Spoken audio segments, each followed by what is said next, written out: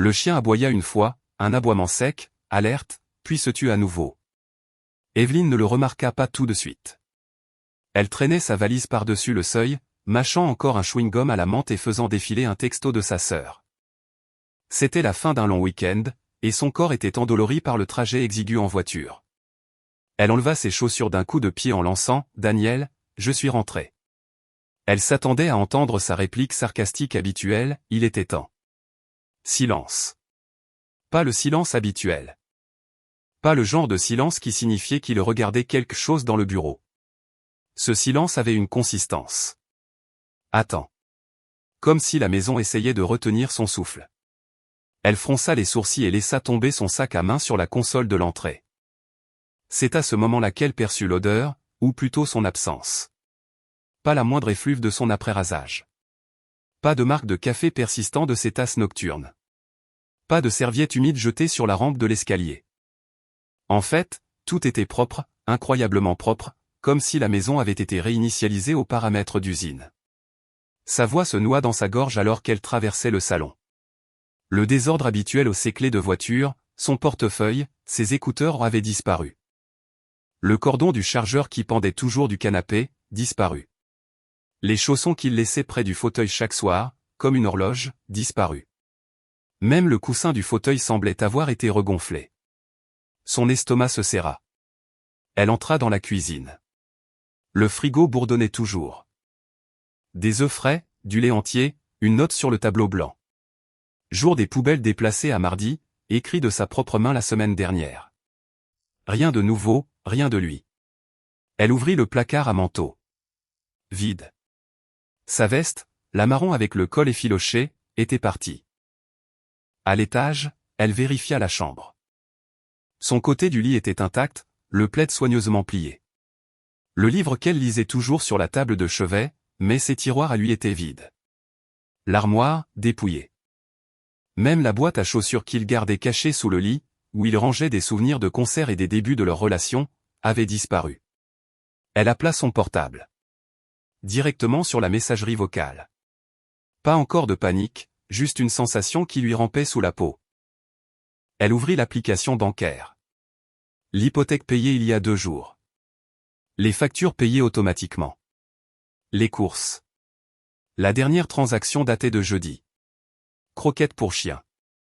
Haricots en conserve, mélange de fruits secs. Tout ce qui se conserve. Même le bac de nourriture du chien était plein à ras-bord, la mesurette à croquettes fraîches à l'intérieur. Propre. Comme si quelqu'un l'avait planifié. Elle s'assit sur le bord du lit et sentit quelque chose se serrer dans sa gorge. Une pression sèche, pas encore des larmes. Pas encore. De la confusion. Une confusion profonde et sourde. Elle appela son bureau. La femme de l'accueil répondit, enjouée. Ignorante. Oh, Daniel. En fait, il a démissionné. Avec effet immédiat. Il est parti jeudi. Les doigts d'Evelyne se crispèrent autour du téléphone. Quoi? Oui. Il a dit qu'il était temps de passer à autre chose. Il nous a même laissé une carte de remerciement. Elle raccrocha avant que la femme puisse continuer. Son appel suivant fut pour Franck, le vieil ami d'université de Daniel. Pas de nouvelles de lui depuis des mois, dit Franck. Tout va bien? Elle ne répondit pas. Elle ne pouvait pas. Il n'y avait aucun signe de lutte, aucune fenêtre brisée, aucune valise laissée en évidence. C'était comme si Daniel s'était effacé de l'existence avec une précision chirurgicale. Sauf qu'il n'avait pas disparu. Pas de la manière qui fait les gros titres ou qui déclenche des alertes enlèvement. Il avait laissé derrière lui une maison entièrement fonctionnelle. Une maison où même les abonnements étaient renouvelés automatiquement, mais pas un mot pour elle, aucun message, aucune lettre, aucun doigt d'honneur gribouillé sur un post-it. Juste le silence. Un silence parfait et intentionnel. Si vous avez écouté jusqu'ici et que vous n'avez pas encore cliqué sur le bouton d'abonnement, pensez à le faire. Plus de 97% des gens oublient, et honnêtement, c'est la seule chose qui nous permet de continuer à proposer des histoires comme celle-ci. Cela compte plus pour nous que vous ne le pensez. De retour dans le couloir, elle sortit son téléphone et commença à envoyer des textos. Sa sœur, ses voisins, son collègue Greg. Personne ne l'avait vu. Personne n'avait eu de ses nouvelles. Et aucun d'eux ne semblait surpris. Elle retourna au garage. Ses outils, disparus. Son vélo, toujours là. Il détestait ce truc. Disait que ça lui faisait mal au genou. Une blague d'adieu, peut-être.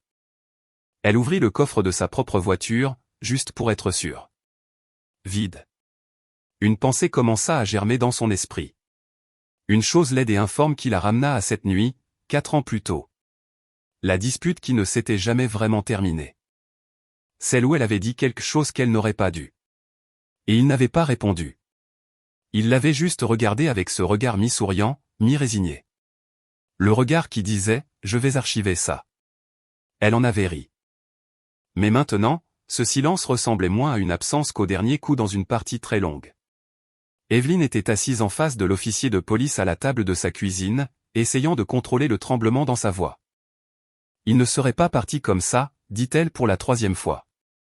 L'officier, un homme trapu aux cheveux clairsemés et dont l'alliance captait la lumière du soleil chaque fois qu'il tapotait son stylo contre le dossier, lui lança un regard qui était à la fois de sympathie et de résignation. « On entend ça souvent, madame, dit-il. Vous seriez surprise du nombre de personnes qui s'en vont, tout simplement. Mais ce n'est pas ça, insista T.L. Il était. Daniel était. Il n'est pas impulsif. Il ne fait rien sans l'avoir planifié jusqu'au moindre détail. L'officier hocha lentement la tête. Et c'est là le problème. D'après ce que vous décrivez, peut-être qu'il l'a planifié. Elle cligna des yeux. Le commentaire atterrit avec un bruit sourd. Il était déjà en train de classer l'affaire, de s'en détacher. Pour lui, ce n'était pas une crise. C'était une case à cocher. Ils posèrent les questions habituelles. Avait-il des antécédents de problèmes de santé mentale? Des liaisons? Était-il sous pression? Prenait-il des médicaments? Non. Non. Non. Et seulement pour le reflux acide. Ils fouillèrent la maison. Aucun signe de lutte. Pas d'effraction. Rien ne manquait, à part lui et ses effets personnels. Ses comptes bancaires n'avaient pas été utilisés depuis jeudi matin. Aucun vol réservé. Aucune réservation d'hôtel. Pas de retraits importants.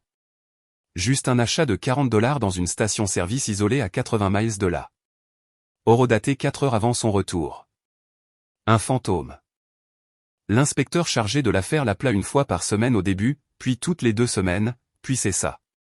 À moins qu'il n'ait commis un crime ou qu'on ne le retrouve blessé, nous ne pouvons pas faire grand-chose de plus, lui dit-il, la voilasse. C'est une disparition volontaire. Volontaire. Ce mot s'accrochait à elle comme de la moisissure, comme s'il était simplement sorti chercher du lait et avait décidé sur un coup de tête d'abandonner 15 ans de vie commune, d'hypothèque, d'assurance dentaire et de bain pour le chien. Elle essaya de fonctionner, alla au travail, fit semblant de dormir, mangea des repas qu'elle ne pouvait pas goûter, mais tout autour d'elle semblait artificiel. Le lave-vaisselle faisait trop de bruit.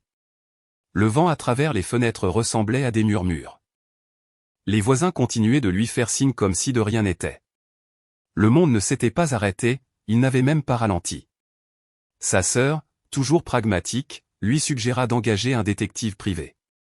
La police s'en fiche une fois le dossier clos, dit-elle. Mais quelqu'un le trouvera s'il est quelque part. La détective était une femme nommée Arlène. La quarantaine, des yeux perçants, un débit de parole rapide. Les gens ne disparaissent pas. Ils se relocalisent, dit-elle sèchement à Evelyne. Nous devons juste trouver la piste. Elle était douée. Minutieuse. Elle traqua l'activité email de Daniel. Rien depuis jeudi. Vérifia l'activité de crédit. Silence de mort. Vidéosurveillance de la station-service. Une vue floue de dos d'un homme en veste bleu marine, casquette de baseball, chargeant quelque chose sur la banquette arrière de sa Camry. Ça lui ressemblait, mais pas de visage, pas de conversation, juste des mouvements efficaces, puis plus rien. Les lecteurs de plaques d'immatriculation avaient repéré la Camry 1 heure plus au sud. Puis rien. Aucune caméra de pont, aucun péage, aucun passage signalé. La voiture n'avait été retrouvée dans aucune fourrière ni dans aucun étang, comme si elle s'était repliée sur elle-même pour disparaître. Arlène continua de creuser pendant 1 mois, puis 2. Elle croisa les identités, chercha les mises à jour du service des immatriculations, essaya même les bases de données de reconnaissance faciale. Au bout de 10 semaines, elle fit glisser un dossier sur la table d'Evelyne. Mince, trop mince. Je suis dans une impasse, dit-elle. C'est comme s'il savait comment disparaître. Comme s'il s'était entraîné. Evelyne la dévisagea. Que voulez-vous dire, entraîné?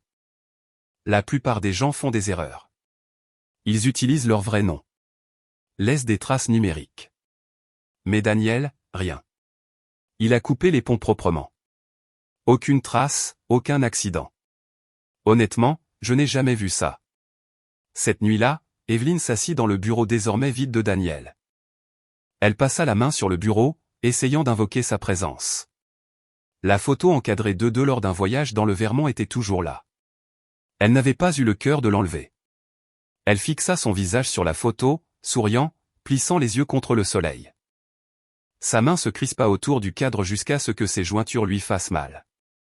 Ce qui l'effrayait le plus, ce n'était pas qu'il soit parti. C'était la manière calme, efficace, avec laquelle il l'avait fait. Pas d'appel, pas de mais, pas de message vocal furieux, pas d'accusation ni d'adieu. Juste des contours nets. De la même manière que l'on formate un disque dur. Non pas par colère, mais parce qu'on le veut vide, irrécupérable.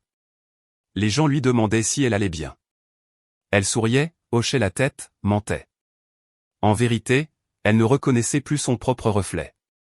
Elle était devenue la femme que les gens prenaient en pitié à l'épicerie. Celle que tout le monde supposait avoir fait fuir. Quelques-uns le sous-entendaient. Peut-être qu'il a juste craqué. Vous vous disputiez beaucoup, non? Tu as toujours été la plus forte. Peut-être qu'il ne le supportait plus. Le pire, c'est qu'elle ne pouvait pas se défendre. Elle ne savait même pas de quoi se défendre. Il n'y avait pas d'histoire, pas de scandale, pas de dépression nerveuse. Juste un brouillard grandissant qui avalait sa maison, ses routines, son nom. Tout le monde s'était adapté. Pas elle. Elle ne le pouvait pas, car elle ne pleurait pas un homme. Elle pleurait l'absence. Et d'une certaine manière, c'était plus douloureux. Le premier murmure ne vint même pas comme un murmure. Il arriva enveloppé dans un cake à la banane. Cheryl, du club de lecture du mardi soir d'Evelyne, lui tendit une tranche tiède sur une serviette en papier et dit « Tu sais que nous sommes toutes là pour toi, n'est-ce pas ?» Son ton était doux. Trop doux. Le genre de ton que les gens utilisent quand ils ont déjà décidé que vous êtes brisé mais veulent être polis à ce sujet. Evelyne hocha la tête et offrit le sourire attendu. Puis Cheryl pencha la tête et ajouta « Y avait-il quelqu'un d'autre, tu penses ?» Je veux dire, de son côté. Le pain colla au palais d'Evelyne. Elle déglutit avec difficulté. Quoi? Je veux juste dire, peut-être qu'il est parti pour quelqu'un. Ça arrive. Les gens s'ennuient, ou se sentent seuls, ou je ne sais quoi. Ennui. Solitude. Les mots flottaient comme des spores de moisissure dans l'air. Elle en rit trop vite et changea de sujet. Mais pour le reste de la réunion, elle resta assise en silence, n'entendant pas un mot sur le livre, observant simplement les ongles vernis de Cheryl gratter un fil effiloché de son jean, encore et encore. La semaine suivante, ce fut Denise DRH. Evelyne avait repris le travail un mois après la disparition de Daniel. Elle pensait que la structure l'aiderait, la normalité, mais son cerveau ne retenait pas grand-chose au-delà du cliquetis du clavier et du son de sa propre respiration superficielle. Denise la coinça près de la machine à café de la salle de pause. « Tu n'es toujours pas toi-même », dit-elle en versant du lait d'avoine dans sa tasse comme si cela faisait partie du diagnostic. « Je pense juste qu'il est peut-être temps d'en parler à quelqu'un. » Evelyne cligna des yeux. « Un thérapeute ou un ami, » dit Denise avec un haussement d'épaule, « ou un pasteur, je ne sais pas, juste pas tout le monde ici. » Traduction, tu nous épuises. Elle commença à remarquer la façon dont les gens interrompaient leur conversation quand elle entrait. La façon dont ils échangeaient des regards quand elle mentionnait Daniel au passage, comme si son nom était désormais accompagné d'une étiquette d'avertissement. Puis vint Pam, la voisine. Elles se croisèrent près des boîtes aux lettres un après-midi. Pam, la soixantaine, visière rose, leggings de marche rapide qui n'avait jamais vu une salle de sport. « Toujours pas de nouvelles ?» demanda-t-elle, une fausse inquiétude dégoulinant de sa voix. « Non, dit Evelyne. Pam pinça les lèvres. C'est juste que j'ai toujours eu le sentiment qu'il était un peu renfermé, comme secret. Pas dans le mauvais sens, juste, vous savez, difficile à cerner. Je veux dire, pensez-vous que vous le connaissiez vraiment? Evelyne ne répondit pas. Pam n'en avait pas besoin. Elle était déjà à mi-chemin dans la rue, criant à son Yorkie à propos des écureuils. Cette nuit-là, Evelyne se servit un verre de vin et s'assit dans le noir. Elle ne prenait plus la peine d'allumer les lumières. La maison semblait plus honnête ainsi, creuse, silencieuse. Elle commença à rejouer chaque dispute, chaque dîner où il était devenu silencieux, chaque anniversaire où son cadeau avait semblé de dernière minute. Chaque fois qu'il avait dit « je vais bien » et s'était éloigné. Elle se souvint de la fois où elle avait fait une blague sur son manque d'ambition devant leurs amis. Il en avait ri, mais il y avait eu une pause, un demi-temps de trop. Elle se souvint comment il s'asseyait dans la voiture, moteur en marche, avant de rentrer. 10, 15 minutes parfois, juste assis. Elle avait supposé que c'était son rituel de décompression. Maintenant, elle se demandait si ce n'était pas le seul endroit où il pouvait respirer. Elle sortit de vieilles cartes d'anniversaire, lut son écriture, la compara à ses propres mots. Long, fleuri, performatif. Les siens étaient courts, prudents, polis. Avait-elle été trop bruyante, trop autoritaire? Elle s'était toujours considérée comme la responsable, l'organisatrice, la colonne vertébrale. Mais si cette colonne vertébrale avait commencé à ressembler davantage à une cage pour lui? La honte vint lentement, comme un robinet qui goutte que personne ne remarque jusqu'à ce qu'il déforme le plancher. Pas d'un seul coup, mais par de petites fuites incessantes. Et une fois qu'elle fut installée, elle ne pouvait plus l'arrêter. Elle cessa de dire aux gens qu'elle attendait d'avoir des nouvelles. Cette phrase avait commencé à sonner désespérée. Comme une femme campant devant un terminal d'aéroport pour un vol qui n'a jamais existé. Elle la remplaça par un haussement d'épaule. Toujours partie, comme si sa disparition était devenue une condition météorologique. Elle se détestait de vérifier à nouveau ses emails, de chercher son nom sur Reddit, de faire défiler le forum des conjoints disparus et de réaliser combien de personnes disparaissaient sans explication. Elle n'était pas spéciale. Elle était juste la femme laissée derrière. Et peut-être même pas lésée, peut-être juste indésirable. Tout a commencé par une carte refusée. Evelyne faisait la queue à l'épicerie, 2 personnes derrière elle et un enfant impatient qui pleurait pour un sac de bonbons acidulés. Elle passa sa carte de débit. Refusée. Elle essaya à nouveau. Refusée. Le caissier, un jeune homme avec un piercing au nez et aucun sens de l'urgence, haussa les épaules comme si c'était à elle de résoudre le problème. Vous voulez que j'essaie encore, offrit-il d'un ton monocorde. Elle passa à une carte de crédit, qui fonctionna, mais le refus la rongeait. Ce compte n'était jamais vide. C'était le compte joint. Leur argent sur l'hypothèque, les assurances, les factures, la stabilité. En rentrant, elle se connecta et fut accueillie par une bannière rouge, compte restreint en attente de vérification d'identité. En dessous, veuillez contacter le service client. Elle attendit 27 minutes. L'agent était poli, robotique et totalement inutile. Il y a eu une alerte en raison de documents de propriété de comptes contradictoires, dirent-ils. Nous essayons simplement de vous protéger. Me protéger de quoi, lâcha-t-elle. D'un accès frauduleux, madame. Son pouls battait dans ses oreilles. C'est mon compte. C'est un compte joint, la corrigea doucement l'agent. Et malheureusement, en raison de mises à jour récentes, nous avons besoin que les 2 parties se réidentifient avant que l'accès complet soit rétabli. Quelle mise à jour? Mais il ne voulait rien dire. Nous vous enverrons une lettre avec les prochaines étapes. Le lendemain matin, ces prélèvements automatiques commencèrent à être rejetés. La compagnie d'électricité envoya un email, puis son assurance auto. À midi, son service de téléphonie mobile fut coupé pendant quelques heures. Il s'avéra que cette facture avait également échoué. La panique monta. Elle appela le conseiller financier que Daniel utilisait depuis des années. Georges, un homme avec trop de gel dans les cheveux et une voix de directeur de pompe funèbre. J'ai juste besoin d'accéder à son compte de retraite, dit-elle. C'est un compte joint. Où ça l'était? Je dois m'assurer. Madame Aldridge, dit Georges, son ton soudainement plus formel que familier. Je crains de ne pouvoir vous divulguer aucune information sur le compte. Sa colonne vertébrale se raidit. Excusez-moi. Vous n'êtes plus répertorié comme bénéficiaire au contact. Je l'ai été pendant 15 ans. Il s'éclaircit la gorge. Le changement a été effectué il y a quelques mois. Tout est légal. Documentation appropriée. Notarié. Elle sentit un froid s'infiltrer dans ses mains. Il l'a changé avant de partir. Oui. Pour qui? Je suis désolé. C'est confidentiel. Elle raccrocha, se rendit directement à la banque, attendit 1 heure dans un hall climatisé qui sentait le papier de photocopieuse et l'ambition surannée. Lorsqu'elle fut finalement conduite dans un bureau vitré par un directeur au sourire étudié, elle répéta son nom, son adresse, son numéro de compte. Elle expliqua la situation. Daniel partit, compte gelé.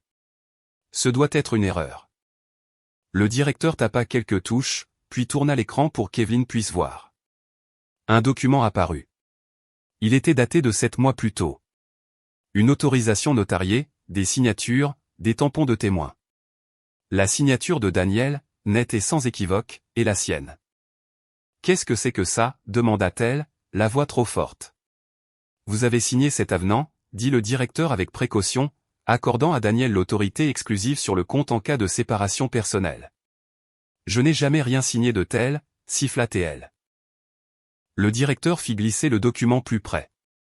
Cela a été signé à notre succursale du centre-ville, notarié par un de nos employés. Voyez, il y a une confirmation vidéo. Vous étiez là. Sa vision se rétrécit. Elle se souvint vaguement d'être allée à cette agence. Daniel avait dit quelque chose sur le fait d'avoir besoin de sa signature pour un ajustement de taux. Elle n'avait pas lu les petits caractères. Elle était en retard pour un rendez-vous chez le dentiste. Ce fut rapide. Elle avait signé son exclusion de ses propres finances. Il n'avait pas seulement disparu. Il avait planifié son effacement à elle, délibérément, précisément, et sans même élever la voix. Plus tard, sur le parking, elle vomit dans une haie, puis resta assise dans sa voiture pendant près de 2 heures. Moteur éteint, regardant le soleil glisser derrière le CVS de l'autre côté de la rue. Ses mains ne cessaient de trembler. Elle pensa à toutes les choses pour lesquelles elle se moquait de lui. Comment il vérifiait 2 fois les reçus, comment il gardait un dossier intitulé « Au cas où », comment il disait des choses comme « Les traces écrites sont une protection ». Il n'était pas idiot. Il construisait une voie de sortie et elle, trop confiante, trop distraite, trop occupée à jouer la femme forte, lui avait tendu les clés et l'avait embrassé sur la joue pendant qu'il traçait la carte de sa liberté. Elle n'avait pas été abandonnée. Elle avait été excisée. Chirurgicalement, silencieusement, comme une tumeur retirée sous anesthésie, sans jamais savoir jusqu'à ce qu'elle soit déjà partie. 10 mois. 2 jours après le 10e mois. Enfin, non pas qu'Evelyn comptait, sauf qu'elle comptait. Elle comptait toujours. Chaque commande de café, chaque événement de calendrier, chaque rediffusion d'une série qu'ils regardaient ensemble était un horodatage du silence. Et puis, de nulle part, son téléphone vibra. Un texto de sa cousine Méline, qui vivait en Oregon et travaillait à temps partiel pour une entreprise de déménagement. Le message était court, « C'est lui ?» En pièce jointe, une photo granuleuse prise de l'intérieur d'une voiture, à travers un pare-brise encore moucheté de pollen. Au premier plan, un homme déchargeait des cartons de l'arrière d'une camionnette blanche garée devant une devanture en briques rouges. Un café à l'air chaleureux ou une sorte d'épicerie spécialisée. Il y avait des prospectus scotchés aux fenêtres et une plante suspendue qui mourait sous la chaleur de l'été. Mais Evelyn ne remarqua rien de tout cela. Elle était déjà en train de zoomer, de tapoter, d'agrandir avec ses doigts. L'homme sur la photo était à moitié de dos à la caméra, juste assez de profil pour qu'elle puisse voir le côté de son visage. Une mâchoire qui s'était affinée, des épaules qui se tenaient un peu plus droites, une posture qu'elle n'avait pas vue depuis des années.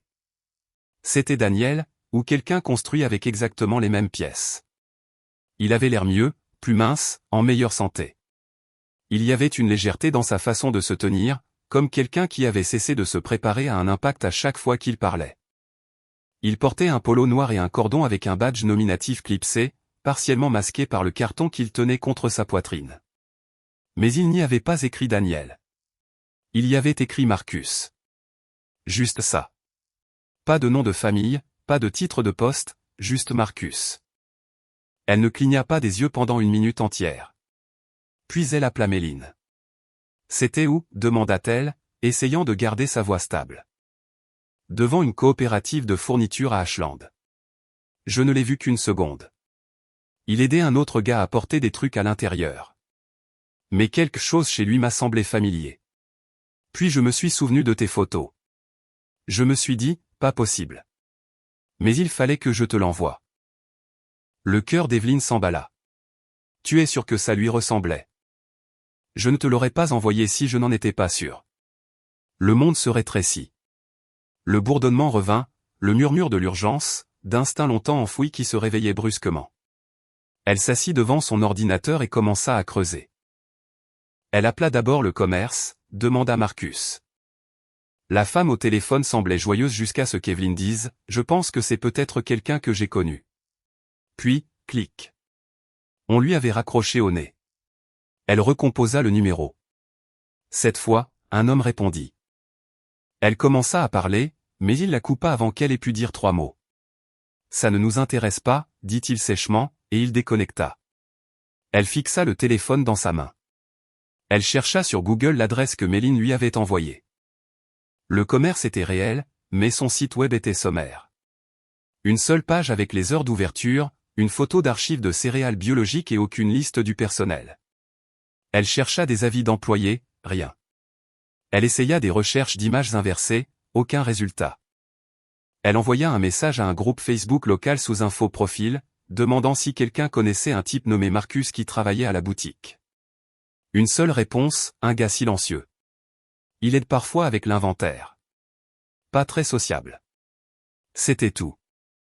La piste n'était pas énorme, mais c'était quelque chose de réel. Une fissure dans le silence. Elle ne dormit pas cette nuit-là. Elle fit défiler toutes les vieilles photos de Daniel sur son téléphone, comparant les angles, les lignes de cheveux, cette petite cicatrice près de son oreille d'un accident de vélo d'enfance. Elle agrandit le badge nominatif encore et encore, comme si le fixer assez longtemps ferait émerger le mot Daniel des pixels. Mais il ne le fit pas. Il disait Marcus. Le lendemain, elle appela la station-service où il avait été vu pour la dernière fois 10 mois plus tôt, demanda s'il conservait des archives vidéo. Il ne le faisait pas. Elle le savait.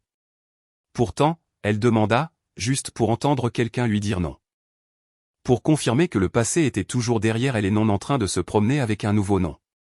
Elle commença à faire des recherches sur les changements de nom, les bases de données de l'État, l'enregistrement d'alias. Rien d'illégal à moins d'être lié à une fraude. Il n'en faudrait pas beaucoup. Un deuxième prénom, un nouveau code postal et une réinitialisation de crédit propre. Le Daniel qu'elle connaissait avait un jour passé 3 mois à essayer de corriger une seule faute de frappe sur un formulaire de garantie. Bien sûr qu'il saurait comment disparaître sans lever de drapeau rouge. Elle n'en parla à personne. Ni à sa sœur, ni à son club de lecture, ni même au détective privé à qui elle n'avait pas parlé depuis 6 mois. Cette parcelle, cette lueur, lui appartenait. La première preuve réelle qu'elle n'avait pas tout imaginé, qu'il n'était pas mort, que quelque chose de délibéré s'était produit. L'espoir se mua en autre chose. Pas du soulagement, pas de la joie. De l'obsession. Elle ouvrit un document vierge sur son ordinateur portable et le titra « Piste Ashland, phase 1 ». Des puces, des numéros de contact, des bulletins météo, des vols. Toute la précision pour laquelle elle se moquait de lui, elle l'appliqua à cela. Ses méthodes, son style. Car si Daniel avait choisi une nouvelle vie, elle allait y entrer de plein pied et s'assurer qu'il voit exactement qui le connaissait encore le mieux. Au moment où elle entendit sa voix au téléphone, quelque chose se redressa dans sa colonne vertébrale. Alan Mercer, l'ancien collègue de Daniel chez Arton Technologies. À l'époque où Daniel portait encore un badge et une sacoche en cuir usé d'où dépassaient des plans. Elle se souvenait vaguement d'Alan de quelques fêtes de fin d'année d'entreprise gênantes. Un homme qui rôdait près des sorties et détestait les conversations de salon, ce qui rendit d'autant plus choquant le fait qu'il décroche à la deuxième sonnerie. Alan, c'est Evelyn Aldridge. Silence, puis une longue respiration. Je me doutais que j'aurais de tes nouvelles un jour ou l'autre, dit-il. Pas de chaleur, pas de confusion, juste une inévitabilité lasse. Rien que ça la figea. S'il te plaît, dit-elle. Je crois l'avoir vu en Oregon. Il se fait appeler Marcus. Je ne sais pas pourquoi je t'appelle. C'est juste que. Tu travaillais avec lui. Peut-être que tu le connaissais mieux que moi. Une autre pause. Puis, retrouve-moi. Un lieu public, quelque part de calme. Demain. Pas d'explication. Juste l'adresse d'un café en périphérie de la ville. Un endroit avec des chaises dépareillées et du lierre envahissant grimpant aux fenêtres. Il était déjà là quand elle arriva, assis au fond, un café intact devant lui. Les mêmes yeux fatigués, la même méfiance envers la conversation. Tu as l'air de ne pas avoir dormi depuis des mois, dit-il alors qu'elle s'asseyait. C'est le cas, répondit-elle. Un temps passa.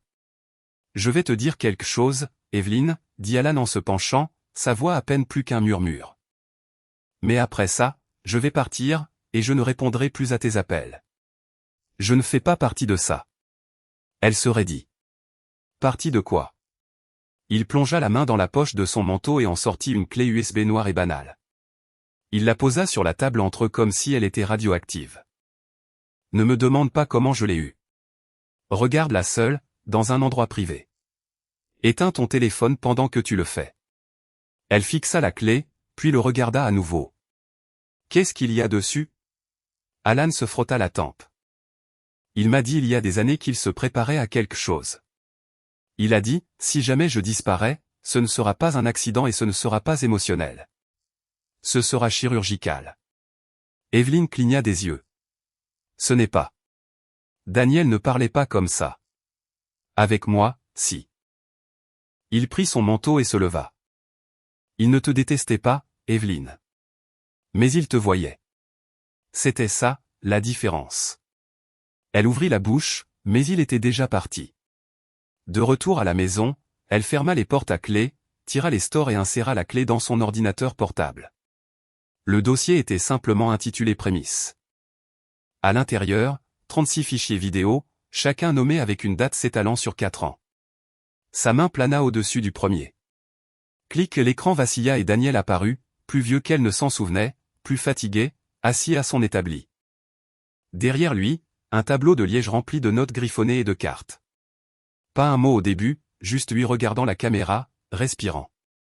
Puis, ceci n'est pour personne d'autre que moi. Sauf si les choses se passent exactement comme je le pense. Autre clic. Il faisait les 100 pas cette fois. Agité. Chaque fois qu'elle me rabaisse. Chaque fois qu'elle me corrige en public, qu'elle fait cette grimace comme si je la mettais dans l'embarras. Je le note. Non pas parce que je veux la blesser, mais parce que j'ai besoin de prouver que je ne suis pas fou. Un autre clip. Daniel dans la cuisine. Un verre de vin à la main. Elle dit à nos amis que je ne me pousse pas assez. Que je ne veux pas plus. Peut-être que c'est vrai. Mais je ne lui ai jamais menti. Pas une seule fois. On ne peut pas en dire autant de son côté. La vidéo suivante était plus sombre, plus silencieuse. Il était dehors, la pluie tapotant contre la fenêtre. Je construis ma sortie. Lentement, prudemment. Il n'y aura pas de feu d'artifice. Pas de dispute hurlante. Juste un jour, le silence. Elle rentrera à la maison et je serai parti. Pas par cruauté. Par nécessité.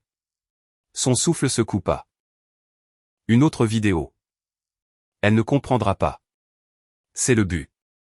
Elle aura besoin d'une raison. Elle cherchera le scandale, la liaison, la dépression. Mais elle ne soupçonnera jamais la vraie raison. La mort par 1000 coupures. Clip après clip. Ils déroulaient une version de leur vie qu'elle n'avait jamais vue. Pas en colère, pas maniaque, juste clinique, calculé et glaçant. La dernière vidéo était datée d'exactement une semaine avant sa disparition. Si vous regardez ceci, dit-il, alors soit j'ai fait une erreur, soit quelqu'un n'est pas resté à sa place. Quoi qu'il en soit, ce n'est pas une vengeance. C'est une restauration. De la paix, de l'espace, de soi. Il se pencha plus près de la caméra, le visage de Pierre. Tu n'as jamais levé la main, mais tu ne m'as jamais laissé respirer non plus. L'écran devint noir. Evelyne resta assise dans le silence de son salon, le bourdonnement du réfrigérateur maintenant assourdissant. Il n'était pas parti à cause d'une autre femme. Il n'était pas parti à cause d'une crise de la quarantaine. Il était parti parce qu'elle l'avait lentement, méthodiquement, effacé, et il avait simplement rendu l'appareil. Mais avec talent. Ce n'était pas une fuite. C'était un dessin. Elle ne dormit pas. Les vidéos sur la clé USB avaient brouillé quelque chose en elle. Dérangé de vieux souvenirs et les avaient tordus en de nouvelles formes. Elle ne pouvait s'arrêter de regarder, non seulement par choc, mais parce que chaque clip répondait à une question qu'elle ne savait pas qu'elle avait évitée pendant des années. La structure était troublante. Chaque dossier était daté. Chaque fichier avait un titre, dîner, 16 août 2018. Dispute en voiture, 4 novembre 2019. Fête du Nouvel An, 31 décembre 2020. Il avait construit une chronologie, une archive personnelle de l'érosion. Ce n'était pas seulement des monologues non plus. Il y avait des extraits de l'intérieur de la maison, des séquences enregistrées à la dérobée. Certaines granuleuses, d'autres en haute définition, toutes capturées à son insu. Dans l'une d'elles, elle était assise sur le patio avec un verre de vin, parlant à une amie au téléphone. Non, il ne postulera pas pour la promotion. Il dit qu'il est heureux comme ça. Je jure qu'il est allergique à l'ambition. Elle rit, le genre de rire qu'elle réserverait habituellement à la stupidité de quelqu'un d'autre. Daniel avait ajouté une courte légende en bas de la vidéo, enregistrée 3 heures après lui avoir dit que je pensais postuler. Un autre clip, cette fois de la cuisine. Elle plaisantait avec des invités. Des gens de son bureau, bruyants et superficiels. Daniel? Oh, il est dans le coin quelque part. Probablement en train d'alphabétiser le porte-épices. Il est doué pour les trucs ennuyeux. Rire. La caméra ne tremblait pas, ne zoomait pas. Elle regardait simplement, froide et précise, comme si Daniel avait cessé d'essayer d'expliquer et avait commencé à documenter à la place. Elle continuait de cliquer, un par un, chaque vidéo incisant un peu plus profondément. L'une des plus difficiles à regarder datait de leur 10e anniversaire. Ils avaient dîné avec des amis dans un restaurant cher. Dans la séquence, Daniel lève un verre pour un toast. Quelque chose de sincère, de calme, de reconnaissant. Quand il termine, elle fait une blague sur son « non-sens poétique » et complète avec un clin d'œil à leurs invités. Tout le monde rit. Elle ne se souvient pas que c'était cruel, mais à la rediffusion, ça sonne comme un coup de marteau. Il s'est filmé cette nuit-là, assis seul dans sa voiture après coup. Elle me regardait comme si j'étais solide, dit-il. Maintenant, elle me regarde comme si j'étais sur son chemin. J'ai l'impression d'être un vase que quelqu'un garde uniquement parce qu'il est difficile de le jeter. Un autre, elle dit aux gens que je suis passif, mais ce n'est pas vrai. Je n'ai simplement jamais cru que crier résolvait quoi que ce soit. Alors à la place, j'écoute, j'observe, et maintenant, je planifie. Elle regarda un clip intitulé Après dispute, 11 juin 2021. C'était un enregistrement de leur chambre. Elle était assise sur le bord du lit, se disputant, le visage rouge. Je te jure, Daniel, parfois tu restes assis là comme un fantôme. C'est comme se disputer avec un tableur silencieux. Il ne répond pas dans la vidéo, il la fixe simplement. Quand elle eut fini de regarder celui-là, elle dut se lever et faire les 100 pas dans le couloir. Ses mains tremblaient. Elle essaya de se dire que c'était des moments choisis, montés pour la manipuler. Mais une partie d'elle, plus profonde que le déni, savait que ce n'était pas vrai. Ce n'était pas exagéré. C'était exact. Les fichiers étaient accablants, non pas à cause de ce qu'elle disait, mais à cause de ce qu'elle n'avait jamais remarqué qu'elle disait, le sarcasme, les dénigrements, les corrections devant les invités. La façon dont elle cherchait la chute avant de chercher la compréhension.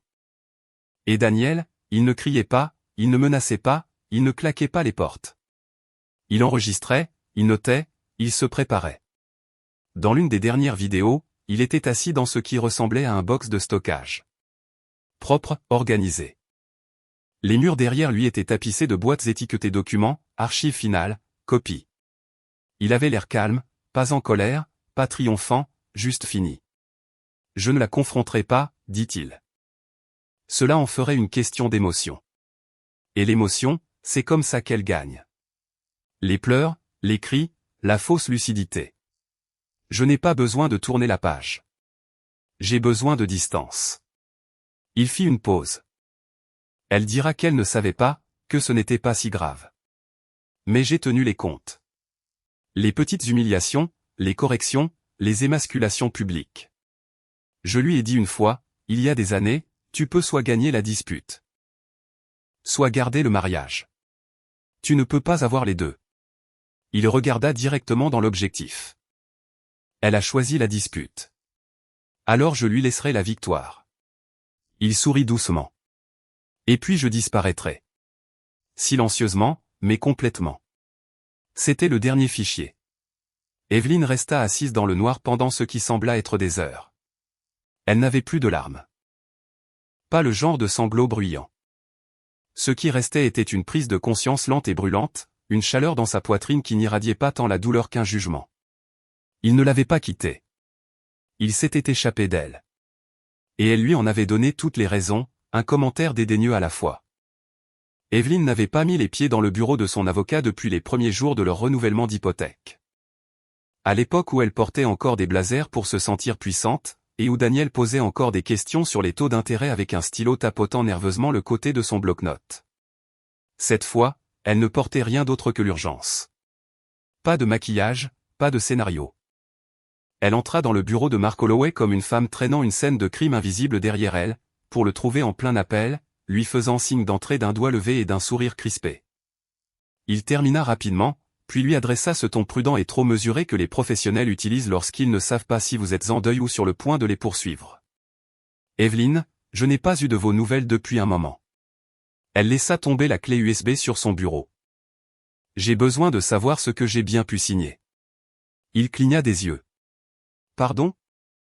J'ai besoin d'un examen complet. Tout ce que Daniel m'a fait signer. Les actifs en copropriété, la maison, le compte joint, le transfert de l'IRA d'il y a 3 ans. Tout. Chaque signature, chaque ligne pointillée. Je veux une analyse forensique. Peu importe le temps que ça prendra. Il se renversa dans son fauteuil, les bras croisés. C'est une grosse demande. Mon mariage de 15 ans a disparu comme une bouffée de fumée. Cette clé USB contient des vidéos de Daniel planifiant sa fuite comme une putain d'évasion de prison. Et maintenant, je découvre qu'il a un nouveau nom en Oregon et que je suis exclu de tout ce que nous avons construit ensemble. Mark ne bougea pas pendant quelques secondes. Puis il soupira et ouvrit son ordinateur portable. Il vous faudra me donner quelques jours. Mais officieusement, s'il a déplacé des actifs et que ce n'était pas en violation d'un accord légal, il n'y a probablement pas grand-chose que nous puissions annuler. Je crois que je l'ai aidé à le faire, dit-elle doucement, sans le savoir. Cela le fit marquer une pause. Il la regarda vraiment pour la première fois. 2 jours plus tard, il la rappela. Quand elle arriva, la table de la salle de conférence était déjà couverte de dossiers, d'imprimés, de chronologies. Sa vie disséquée sur papier. Mark était assis en bout de table, les doigts joints en clocher. Il n'offrit pas de café. Daniel a commencé à déplacer des choses 27 mois avant de disparaître, dit-il. C'était progressif, intelligent, propre. Parfaitement légal. Il fit glisser un formulaire vers elle. C'est quand il a déposé un acte de renonciation pour le chalet du lac. Il l'a transféré dans une SARL distincte à son nom. Vous avez signé ici. Elle se pencha. Il m'a dit que c'était pour simplifier notre structure fiscale. C'était pour la sienne. Un autre formulaire. C'est la liquidation partielle de son Roth IRA. Il l'a divisé, a converti une partie en un compte autogéré, a utilisé les fonds pour investir dans un partenariat silencieux, encore une fois sous une entité. Vous avez paraphé cette ligne.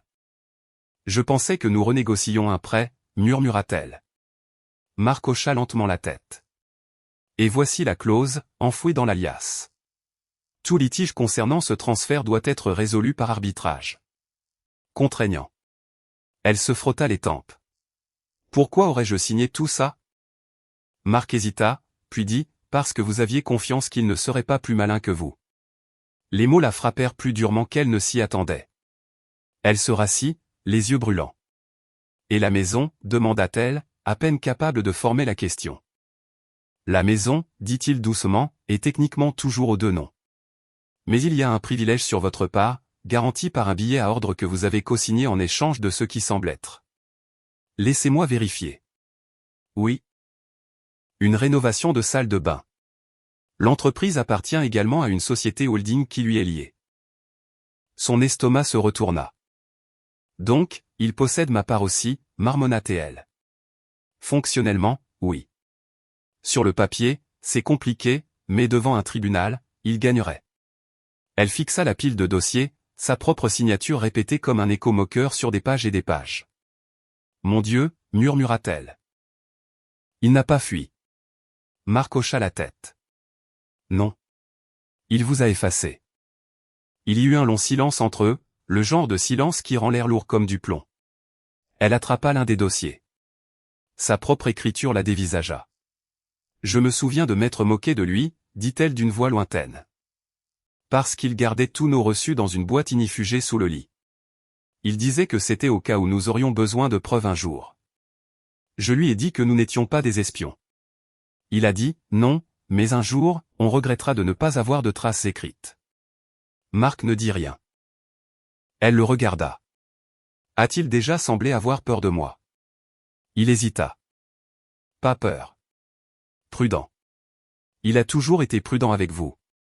Elle hocha lentement la tête. Il savait que je ne le frapperais jamais, que je ne le tromperais jamais.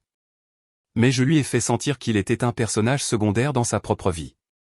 Marc croisa les mains. Et maintenant, vous lisez un scénario que vous ne saviez pas qu'il avait écrit. Dehors, le monde continuait.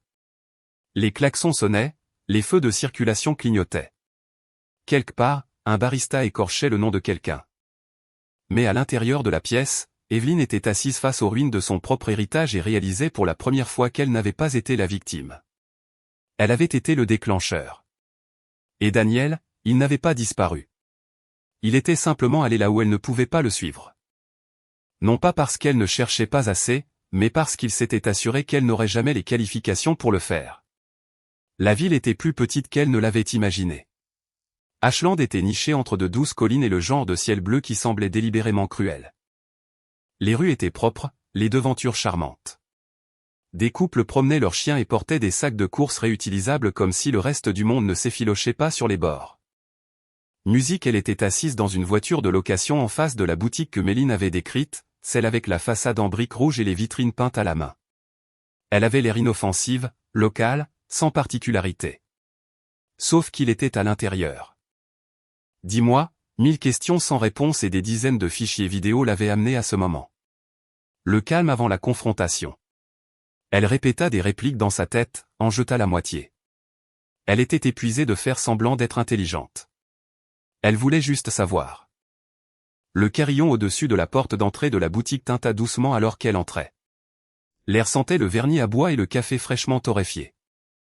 Il y avait des étagères de bocaux, des caisses de produits frais, un présentoir de cartes faites à la main près de la caisse, et derrière le comptoir, lui. Plus âgé, oui, un peu plus de gris aux tempes, la barbe plus fournie, la posture plus droite. Il y avait une quiétude en lui maintenant, le genre qui ne venait pas de la peur ou de la dissimulation, mais du fait d'être intouchable, détaché. Daniel leva les yeux quand elle entra. Il ne tressaillit pas. Elle resta là, incertaine si ses jambes la porteraient jusqu'au comptoir ou la trahiraient sur place. Il ne parla pas, il attendit simplement, la laissant remplir le silence sous lequel il avait si longtemps vécu. « Pourquoi tu ne m'as rien dit ?» demanda-t-elle finalement. Sa voix n'était pas en colère. Elle était à vif, comme quelqu'un qui frotte une blessure qui ne s'est jamais refermée. Daniel la regarda pendant un long moment. Ni cruellement, ni gentiment, juste présent. « Parce que tu aurais essayé de m'arrêter, dit-il. Ou pire, tu aurais joué la victime. » Les mots n'étaient pas destinés à blesser, mais ils atterrirent comme une lame entre ses côtes. « Je ne savais pas que je te faisais autant de mal, dit-elle plus bas.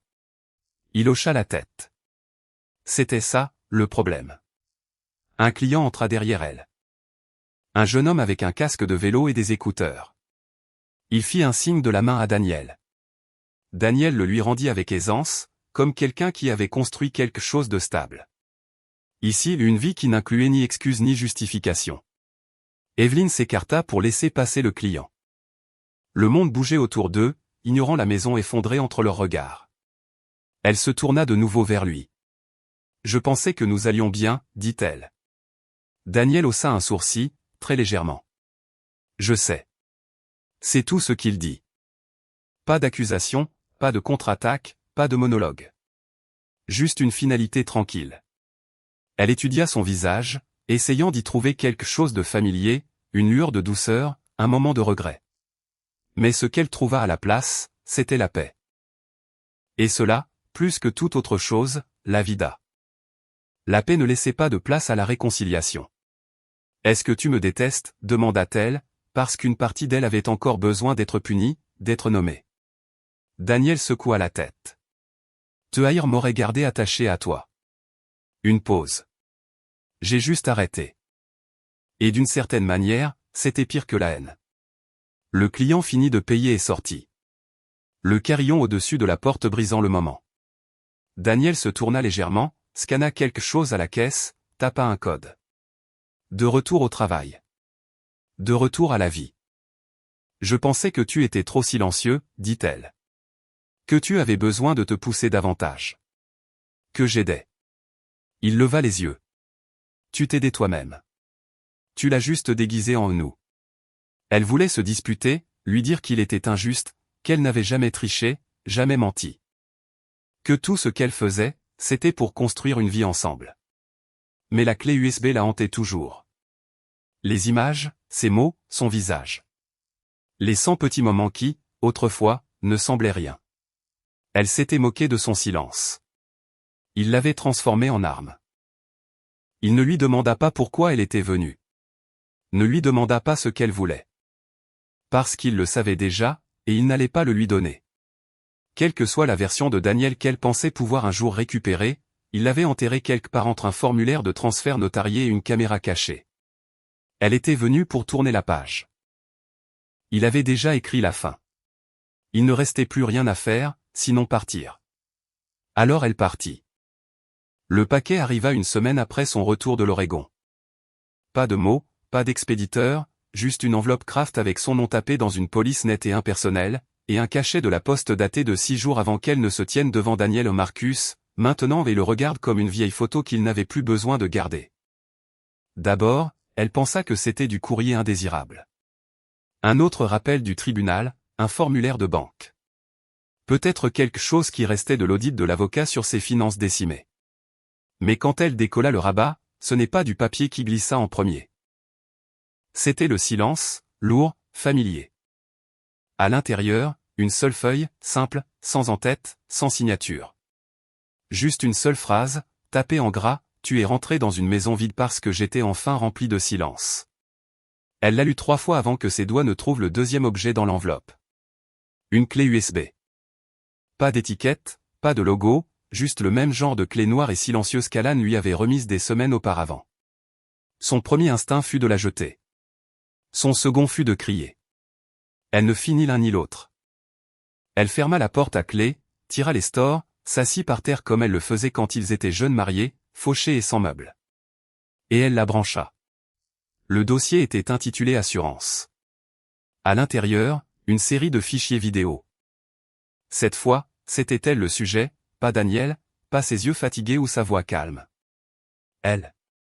Le premier clip s'ouvrait sur une fête dans le salon. Noël, peut-être 2 ans plus tôt. Elle tenait un verre de vin et riait avec des amis. Sa voix résonnait clairement par-dessus la musique. Daniel ? Il est probablement en train d'alphabétiser nos menus à emporter à nouveau. Cet homme traite les sachets de sauce soja comme des actifs militaires. Rire. Un autre clip. La terrasse d'un restaurant. L'anniversaire de quelqu'un. Elle était assise entre 2 collègues, sirotant nonchalamment un cocktail. Vous savez ce qu'il m'a demandé la semaine dernière ?